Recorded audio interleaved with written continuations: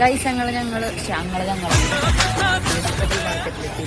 ഞങ്ങൾ അങ്ങനെ ഇവിടെ ഉള്ള വെജിറ്റബിൾ മാർക്കറ്റിൽ വന്നിരിക്കുകയാണ്. അമ്മ, ഞാൻ, അച്ഛനപ്പുറത്ത് വയ്ക്കണേ എന്താണൊക്കെ നോക്കണ്ട്.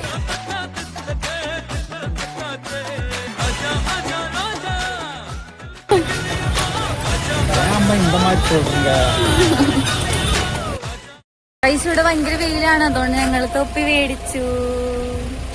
കൊള്ളാല്ലേ? അപ്പൊ നമ്മളിപ്പോ ഒരു അമ്പലത്തിൽ വന്നതാണ്. ഭസ്മൊക്കെ തൊട്ട് കോടിലിംഗം എന്നാണ് അമ്പലത്തിന്റെ പേര്. ശിവന്റെ അമ്പലമാണ്.